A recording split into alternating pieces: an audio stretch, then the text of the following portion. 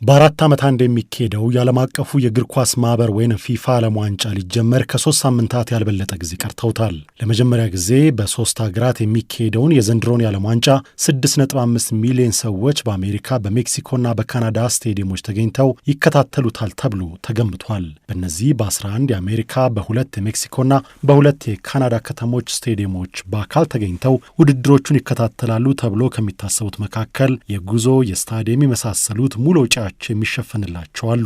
በዚህ በኩል በኢትዮጵያ ማስታወቂያም የሚነገርለት የእድሉ አሸናፊዎች መሆናቸው እየተገለጸ ያለው የተለያዩ ባንኮች ከቪዛ ጋር በመተባበር ያዘጋጁት መርሃ ግብር ነው። ባንኮች የቪዛ ካርድን የሚጠቀሙ ደንበኞቻቸው በዕጣ ለዓለም ዋንጫው ወጪያቸው ተሸፍኖላቸው እንደሚሄዱ ማስታወቂያ ሲያስነግሩ ቆይተዋል። አሸናፊዎቹንም ያሳውቋሉ። በአሜሪካ፣ በካናዳ፣ በሜክሲኮ ለመሄድና ኳሱን ለመመልከት የሽልማት ሂደቱ እድለኛ የሆነ ሰው የጉዞ ሂደቱ ባይሳካ ምን ይሆናል?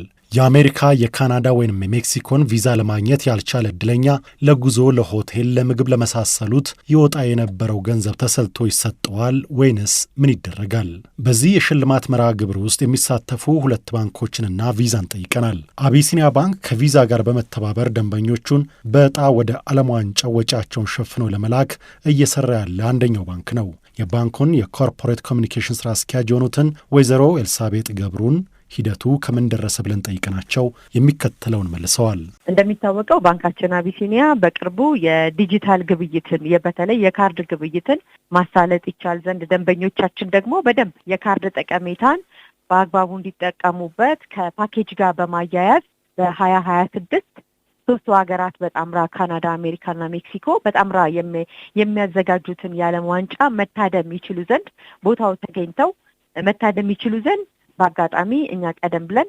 በኢትዮጵያ ሎተሪ አገልግሎት ታዛቢ አማካኝነት ለ20 ደንበኞቻችን ዕጣ እንደወጣላቸው አሳውቀናል። አሁን ፕሮሰስ ላይ ነን። ጉዳዩ ገና አልተጠናቀቀም። ኦልሬዲ ኒውጀርሲ ላይና ቦስተን ላይ የሚከናወኑ ጨዋታዎችን እንዲታደሙ የታቀደ ነው። የኦሮሚያ ህብረት ስራ ባንክም በዚህ ሂደት ውስጥ እየተሳተፈ ያለ ሌላኛው ባንክ ነው። ባንኩ በመጀመሪያው ዙር ለ2 ባለ ዕድለኞችና ለ2 ተጠባባቂዎች ዕጣ አውጥቷል። የባለ ዕድለኞቹ ጉዳይ ከምን ደረሰ ያልናቸው የባንኩ የማርኬቲንግና ኮሚኒኬሽንስ ዳይሬክተር አቶ ቶሌራ ሹላ ይህንን መልሰዋል። ባንካችን የ2026ን የዓለም ዋንጫ ከሰሜን አሜሪካ ሄዶ ማየት የሚያስችላቸውን እንግዲህ ሎተሪ ከቪዛ ጋር በመተባበር እንግዲህ አዘጋጅቶ ብዙ ደንበኞቻችን ተሳትፈውበት ነበረ። የዕጣ ማውጣት ስነ ስርዓቱም ባለፈው በኛው ቢሮ የብሔራዊ ሎተሪ አስተዳደር ተወካዮችን በተገኙበት እንግዲህ ወጥቶ ነበር። በዛው መልኩ እንግዲህ እድለኞች ወጥቶላቸዋል። ዕጣ ይወጣላቸው ባለ እድለኞች አንዳንድ ሰው ጨምረው ወደ ሰሜን አሜሪካ የሚጓዙ ይሆናል ማለት ነው። ከዛም ጊዜ ዕጣ ከወጣላቸው ጀምሮ የተለያዩ እንግዲህ እኛም እገዛም የተለያየ እያደረግንላቸው የኤምባሲ ቀጠሮም ተይዞ አሁን ቪዛቸውን ፕሮሰስ እያደረጉ ነው። እንደውም እኛ ራውንድ ወይም ደግሞ ሁለተኛ ዙር የሽልማት ሁኔታዎችን እያዘጋጀን ነው ለደንበኞቻችን ማለት ነው። አሁን በዚህ ጊዜ የዕጣ ወጣላቸው ደንበኞች ካናዳ ቶሮንቶ ያለው ስቴዲየም ላይ ነው ቲኬታቸው ቡክ መደረግ የቻለው።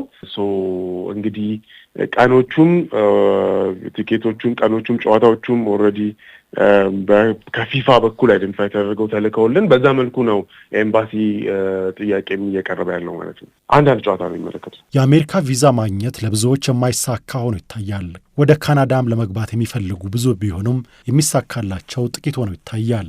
ታዲያ የዕጣው ዕድለኛ የሆኑ ሰዎች ከቪዛ ጋር በተያያዘ አሜሪካ፣ ካናዳ ወይም ሜክሲኮ መጓዝ ባይችሉ የታሰበላቸው የጉዞ፣ የሆቴል፣ የስቴዲየም ትኬት የመሳሰሉት ወጪያቸው ምን ይደረጋል? ተሰልቶ ባለ ዕድለኛው ይሰጣል ወይንስ ምን ይሆናል? የኦሮሚያ ህብረት ስራ ባንክ የማርኬቲንግና ኮሚኒኬሽንስ ዳይሬክተር አቶ ቶሌራ ሹላ ይህንን መልሰዋል። እውነት ለመናገር ጉዞ ላይሳካ ይችላል የሚል እሳቤ የለንም እኛ እንደ ባንክ። ምክንያቱም ሁሉም ለጉዞ የሚያስፈልጉ ነገሮች በሙሉ ዝግጁ ናቸው።